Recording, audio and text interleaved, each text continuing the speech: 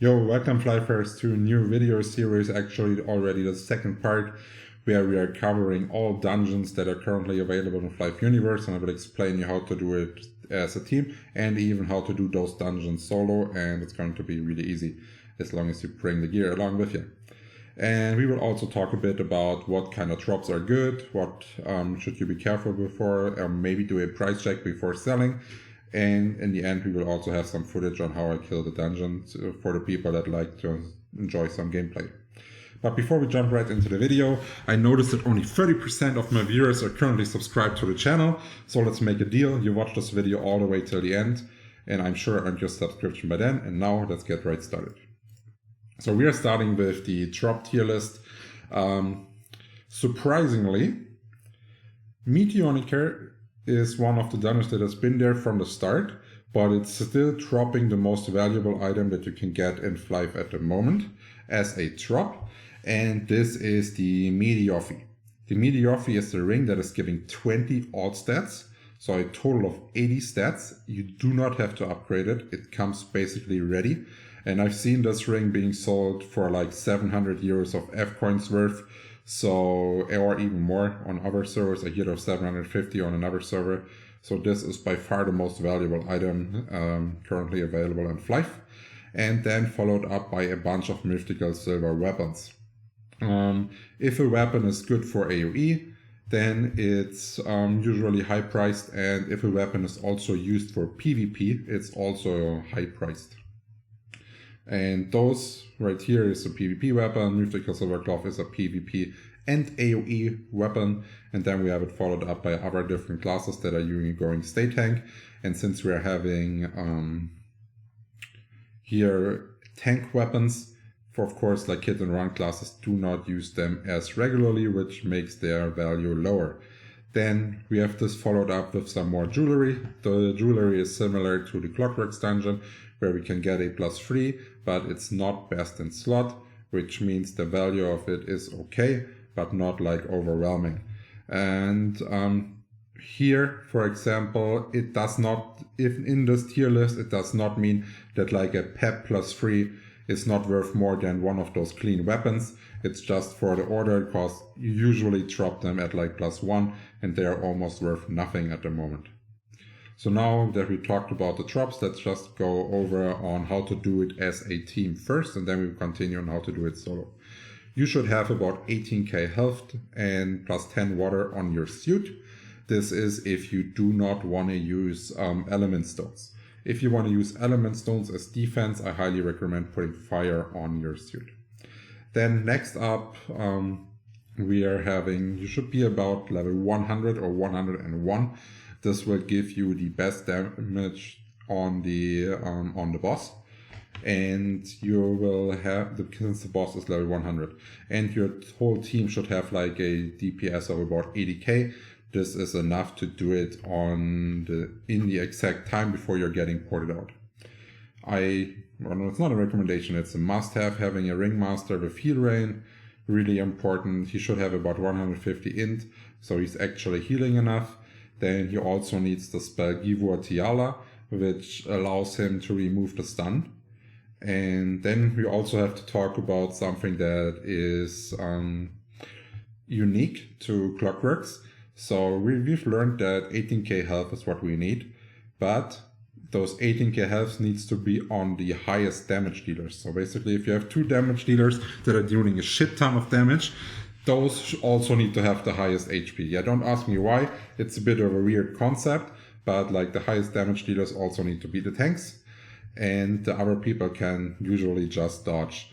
So you have to work your way around and figure out first in your group who's dealing which kind of damage with what kind of HP before you can adjust your settings. Then next up, let's explain how to do it solo. So for solo, the specs are actually the same with 18k health and water or fire on your suit, depending on if you want to use prems or not. Yeah, that's pretty much the same. I do recommend a higher level. If you are level 110, you could, for example, level decrease the 120 bloody weapon, and this will give you a lot easier time to reach the necessary DPS for a decent amount of fast killing speed. And then we are also having pretty much the same Ringmaster. He needs normal heal, not heal rain, as he will have to stay a little back from the actual DPS. And so he's more 100% sure not getting killed by a firestorm or anything like this. Also needs Givor, and I highly recommend having a backup Ringmaster somewhere in the room where it cannot get any damage. So in case you ever fail with your main Ringmaster, you have a backup and you do not get ported out immediately. This does help a lot. And yeah, now let's take a look at some footage and how we are killing Meteo. Cheers, guys.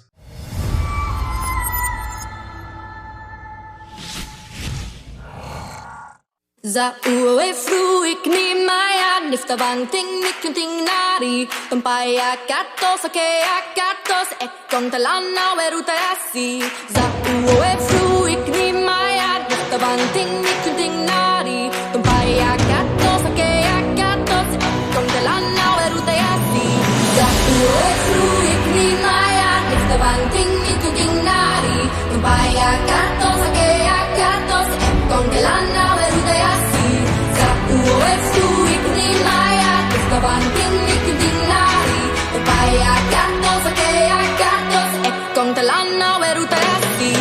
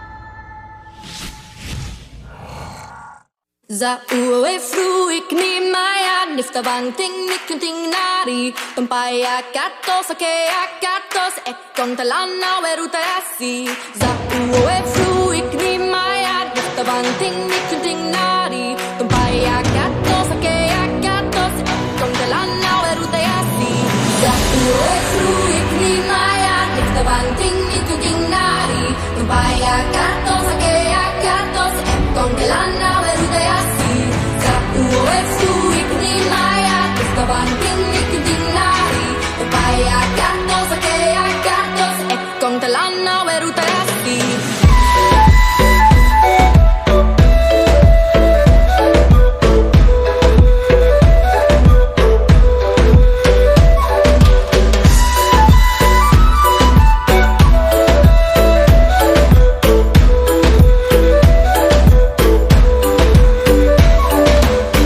I found a light inside me